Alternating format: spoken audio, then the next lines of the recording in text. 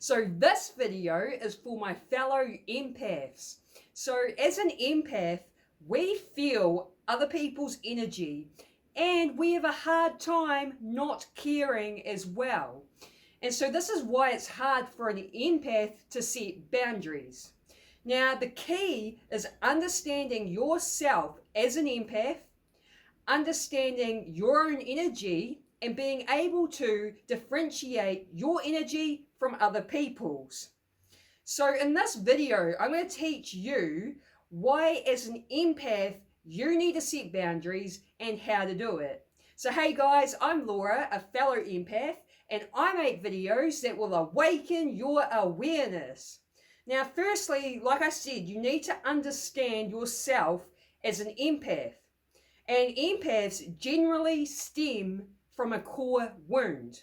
And this core wound caused us to, out of survival, tune to everyone else's energy.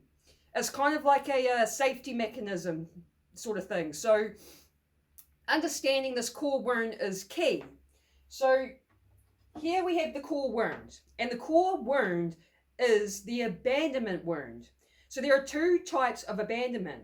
There's physical abandonment and there is emotional abandonment. So either physically a parent wasn't around or emotionally a parent wasn't there for you. They may have dismissed your emotions or treated you like your emotions didn't matter. They may have not taught you how to express your emotions in a healthy way. So it's basically emotional neglect. So I have both wounds. Now, this core wound is what creates one of two people, either an empath, which is on this side of the spectrum, or a narcissist, which is over this side. And so the narcissist and the empath both stem from the abandonment wound. And this is why a lot of the time empaths and narcissists attract each other in relationships.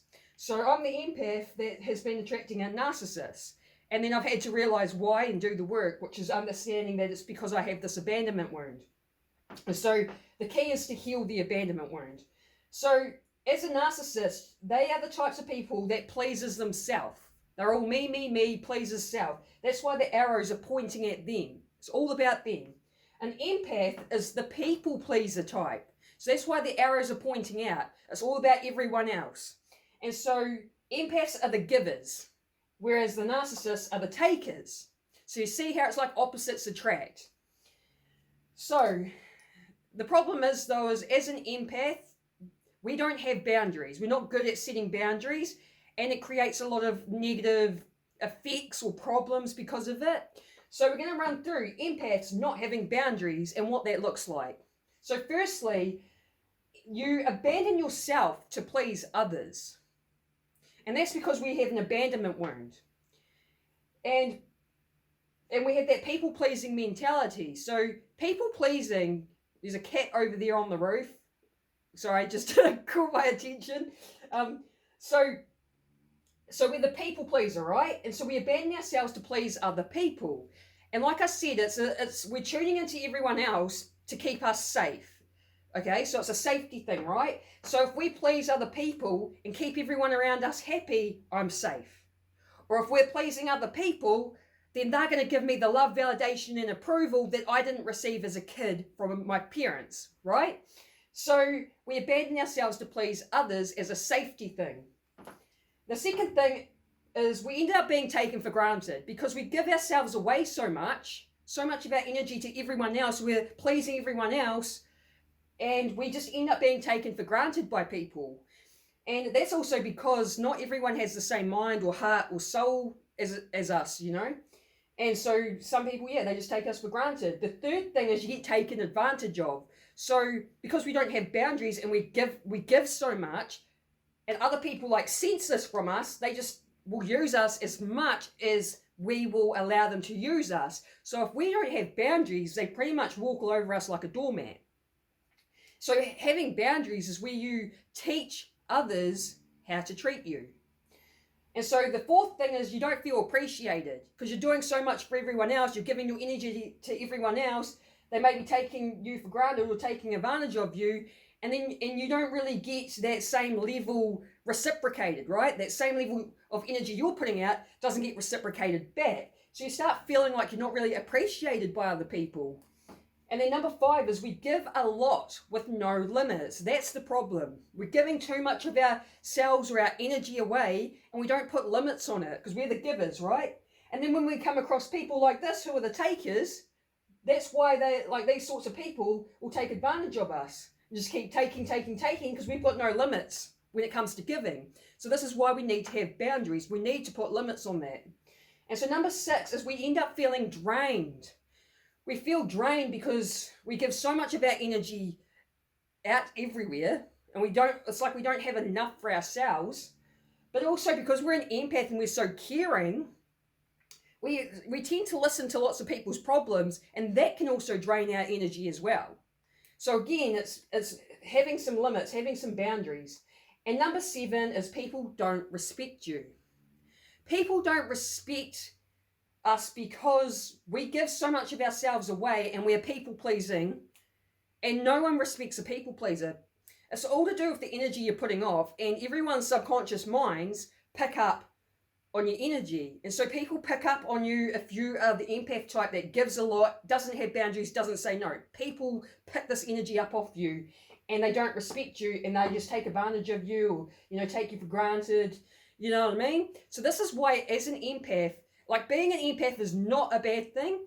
It's a gift and it can be a superpower, but this is why we need to learn for ourselves to have boundaries to protect our own energy.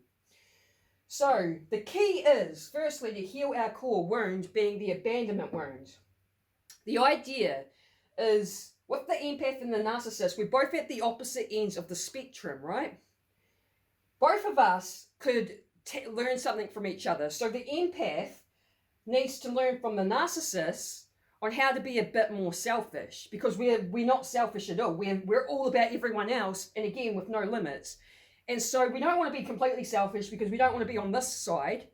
What we want is we want to be just a little bit more selfish, and the idea is to become more balanced in the middle. Same with the narcissist. The narcissist needs to learn from the empath to be a bit more empathetic and compassionate towards other people, and so that they can become more balanced. But the problem with narcissists is they can't see themselves as the problem. It's always everyone else.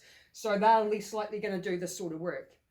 But being the empath, the idea for us is to learn to be a little bit more selfish so we can become more balanced. But also we need to focus on healing the abandonment wound. That's the key here. And so I've got videos on the abandonment wound and how to heal it if you want to learn more about that.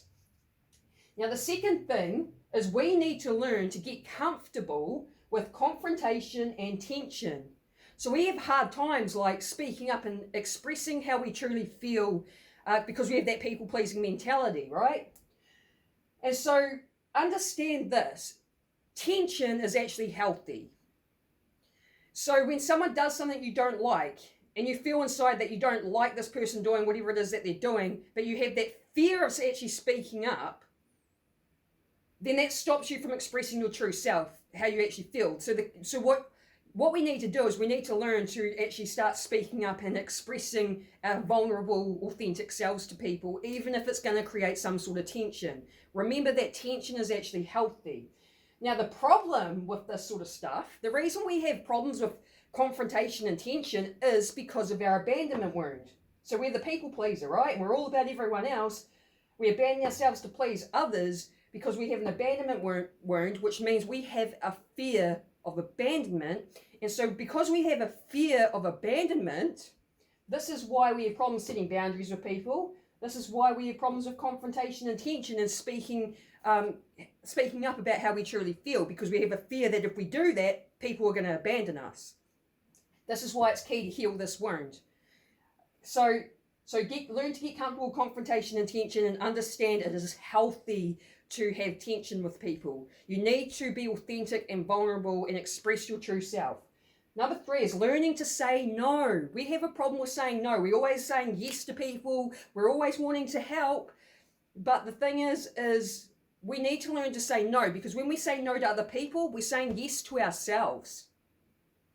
And people, like I say, they pick up on the energy you're putting off. They pick up on you or me, like being the types of people that can't say no. They work this out about us, right? Oh, I'm going to ask Laura to help me because she never says no. You know what I mean? People work this out, and then they'll take advantage of you. You have to learn to say no and understand. You don't have to say yes to everyone or everything. You're allowed to be a little bit selfish and be a bit more balanced and say, no, I don't want to do this thing, or I don't want to help you, or I don't want to go to this party, or whatever it may be. And the other thing is when you say no, do not explain yourself. You do not need to explain yourself to anyone. You just simply say, no, I'm busy, or no, I don't want to do that. You know what I mean? Don't over-explain. Number 4, stop abandoning self to please others. So this is because of our abandonment wound. We abandon the self to please others because we have a fear of abandonment, and we're hoping that we please other people, we'll be safe, and we'll get their love, validation, and approval. So again, the key is to heal that abandonment wound. You also need to understand that, like people pleasing, right? I was a people pleaser type that I've had to learn to shed this from my identity. So that's another thing we have to do, is learning to shed people pleasing from our identity as well as healing that wound. And so again, when you stop abandoning self to please others, saying no to other people means you're saying yes to yourself. For example, it's like you may have, plans set out for the day, and then you've got a friend that's calling you saying, hey, I need some help with something or other today. Would you be able to come and help me? And then you're the empath, so you're like, okay, yeah, I'll abandon myself. I'll abandon all my plans I had today to come and help you, to be the people please you. And so then you've just abandoned everything that you had planned out for yourself. And this is why we need to actually stop doing this. We need to start putting ourselves first a little bit more. Again, we need to learn to be a little bit more selfish. Number 5, you need to ask yourself, what do I want, need, or feel? Let's say you had a friend that's like, hey, I've got a party Saturday night. Do you want to come? And you're sort of like, I don't actually feel like going out and partying. I kind of feel like just staying home and like watching a movie or something. So like when someone asks you something like that, and normally we say yes because we don't know how to say no, right? We want to please people. So we're just like, oh yeah, we'll go to the party even though we don't feel like going. So this is why we need to stop and ask ourselves, what do I want, need, or feel? Do I feel like going? No, I don't actually feel like going, right? So you say no, and you don't explain yourself. This is kind of having like a bit of an identity shift because you've been this way for so long as an empath without boundaries. And it's like, because I've been the same, and I've been going through this process myself and sort of like still being empathetic, but having the limits, having the boundaries with it, and not giving so much of my energy away. And so starting to ask myself more about, what do I want? What do I need? What do I feel? Tuning in with myself. So again, it's about becoming that little bit more selfish so we can be more balanced. Number 6, this is an important one, where you need to become an observer instead of an absorber, because as an empath, we absorb other people's energy, right? So if you have a friend that's having a hard time and they're all down and depressed and then they're venting to you about it, it's very easy for us to soak up those low vibrations into our energy field. And that's why we don't want to be an absorber. We want to be an observer. So we want to be able to observe what this person's going through and talking about without absorbing it into our energy field. How do we do that? Well, I'm going to teach you a little technique with number 7, right? Energy back into body. That is key. So what's happened is, as a child, something happened in your childhood that caused you to escape the bottom 3 chakras. You come up into your top 3 chakras, you're in your third eye chakra, and you're tuning in to everyone else's energy. Again, like I said, it's a safety thing. It's like something's threatened your survival or safety as a child, and now you're up here and you're tuning into everyone around you. If everyone around me is good, I'm safe, right? So the key is we need to get our energy out of our heads and back into the body, back into the bottom chakras. We need to be more grounded because we're too much up here, like tuning into everyone else, right? So how do we do this? Well, I have a meditation technique that I've learned that I talk about a lot in my content because it's such a great technique. I've been using it daily for like maybe a year and a half now. I'm not too sure. But I've noticed a difference from doing this, right? So it's simple. You just have a candle and you just stare at the candle flame.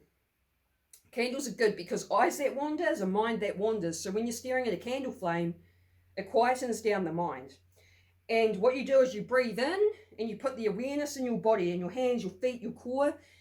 And when you do that, like say this is the candle flame, you breathe in, put the awareness in your body, and feel the separation between you and the candle, or for my sake, the pen. You feel the separation between you two, and then you breathe out and just relax.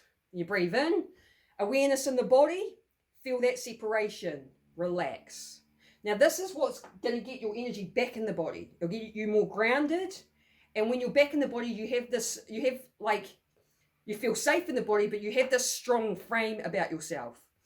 And so because of that, you put off a different energy, and the energy you're putting off is more magnetic, where people are more drawn into you. And it also trains you to become more present to the moment as well. And so this is what I've started doing when people, like I do it every morning, 5 or 10 minutes in the morning before I start my day.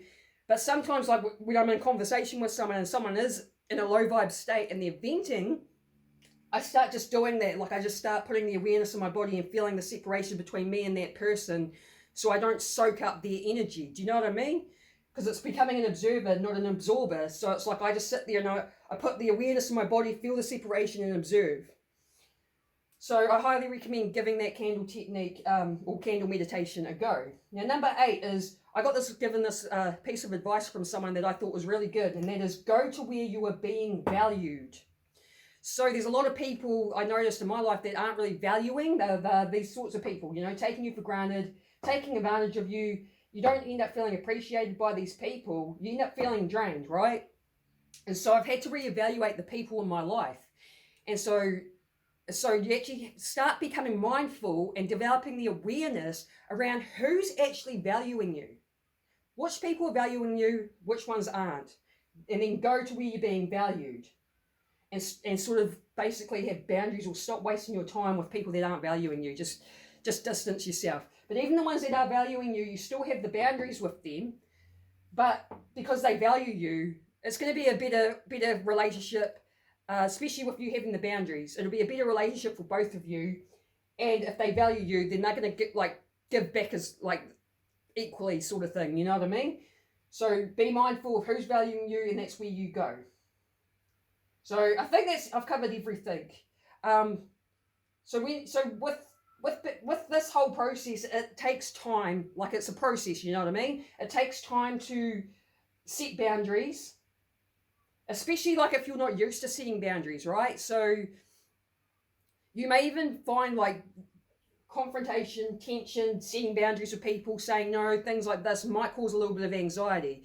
Just understand that because you've been this way for so long, and people are used to you being this way. People are used to you being the person that doesn't have boundaries, that always says yes, that's always there for them.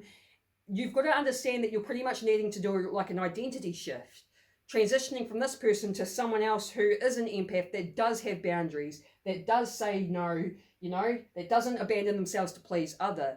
And I highly recommend, again, to heal this wound, work on that wound.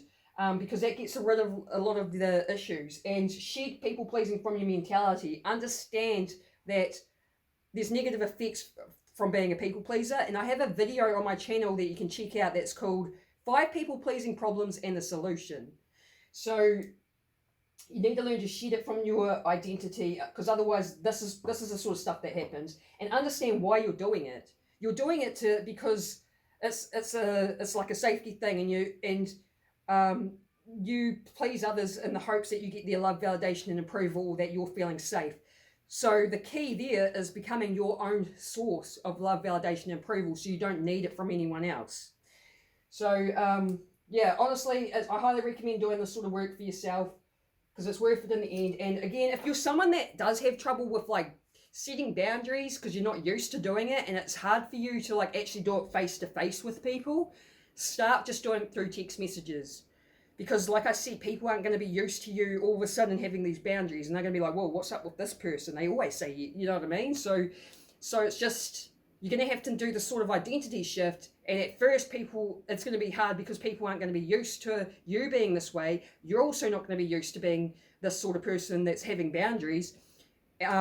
So it's something that, you just may have to start off easy by just doing it through a message before being able to do it face to face with people. And it's just something you work at, because you'll eventually get there. You'll eventually get that confidence and to be able to start, sort of doing it face to face. Like I said, it's something I've been working on. Like, it's a process that I've had to work on and getting better with. And just the key really is understanding the importance of doing this and why you should do it, and understand that you need to protect your energy. I hope you like this video. If you got some sort of value out of it, give me a thumbs up or write a comment. If you like this sort of content, then subscribe and hit the bell notification. I drop 5 videos a week on my channel, so I hope I see you on the next one. Peace.